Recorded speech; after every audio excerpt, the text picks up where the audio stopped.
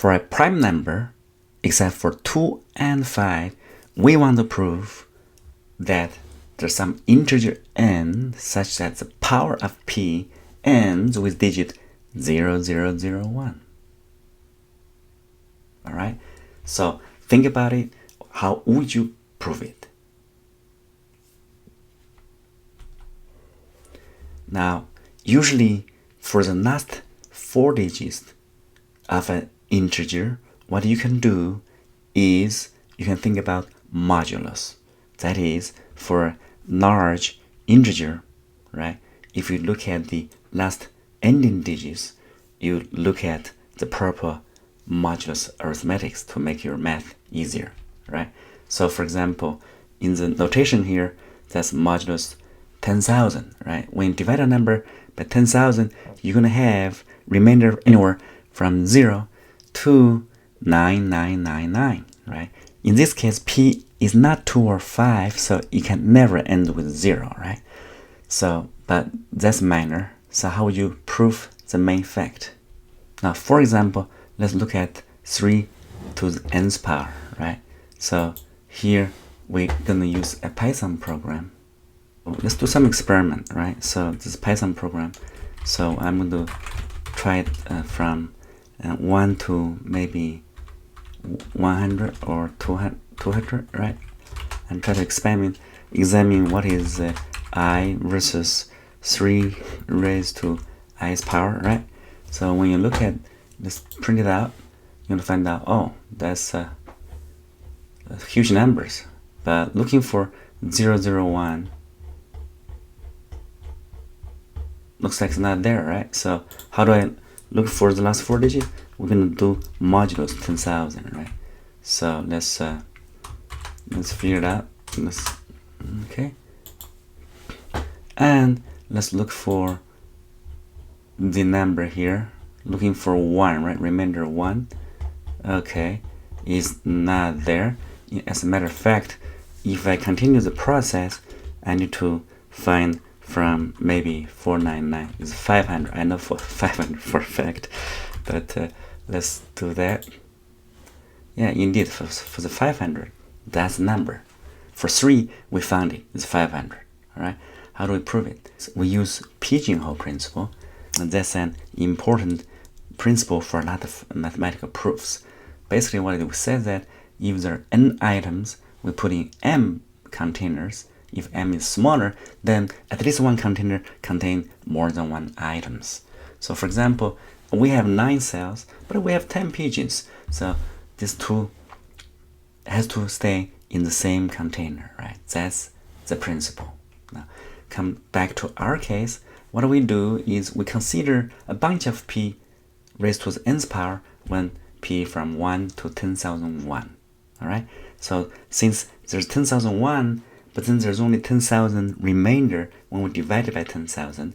So at least 2 of this number will share the same remainder, right? So which means I'm going to have 2 integer m and n so that the remainder is the same, which means the difference would be multiple of 10,000, right? So the difference here is a multiple of 10,000. However, m is bigger, so we're going to take the common factor p to the n here. We're going to rewrite it as this product of 2 integers. Notice that p is a prime number and it's not 2 and 5, so it's no common factor for 10,000, right? So which means this part is a multiple of 10,000. That is, p of this integer is going to be multiple of 10,000. So that is, itself must have the remainder of 1 when dividing by 10,000, right? Since p does not have a factor of 2 or 5, so we know that this quantity here must have a remainder of 1. That's the proof. Okay? So in other words, what we did is we considered these numbers, right? 10,001, and using Pigeonhole Principle, we conclude that there is some 2 different number. So the difference here is a positive integer, and that has a remainder of 1. Okay? Now, for the one who go for like a rigorous proof, this proof is not rigorous yet. Why? I give you a few moments to think. Okay, pause the video. This is incomplete proof if you want to be rigorous. Okay, so here we said the number has to end with 0, 0, 0, 1. Okay? But if the number is too small, then you can claim that, oh, it doesn't even have 4 digits or 5 digits, right? So if d happens to be very small, then you have to argue that I'm going to raise to the power, right? Make it bigger, right? Because this is also true. If you consider the remainder of 10,000, you raise to integer powers, and at some point it has to be greater than 4 digits, right? All right? That is to complete the proof. Let's try to do experiment here, okay? So for example, let's consider the prime p equals 7, right? P equals 7 here. So we're going to use a dictionary to remember the kind of remainder. That's going to be the remainder to an index map. It's a dictionary in Python. And we're going to try to loop through the different ranges. And we know that we're going to go from 1 to 10,001, right? But here for the range, you will say 10,002.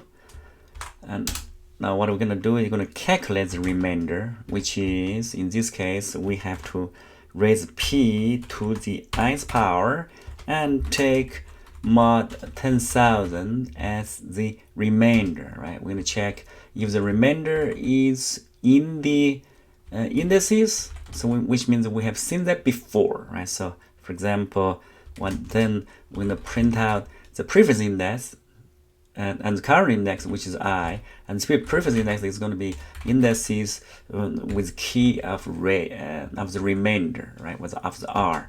And then we're going to break the loop because we have found the first kind of repeating remainder, right? So if not, what we're going to do, we're going to say, put the remainder into the indices, right? So indices with key remainder and R, and the R is remainder, right? And the index would be the I, right? So let's do that, and let's try to run it out. So first p equals 7 here. Let's p equals 7, right? So let's do that. Let's try to run it. 101 and the first one, okay? So in this case, we know the difference is 100. So let's check. Is p raised to 100? Is this ending with 0001, right? Is that the case? Oh, indeed, we got it. So 0001. So that's 100. Is there any better way of finding this d here? Right? The answer is yes. And we have to use what is called Euler Theorem. Let's discuss that in a different video. For now, hope you enjoyed the video. Please like, share, and subscribe to the channel.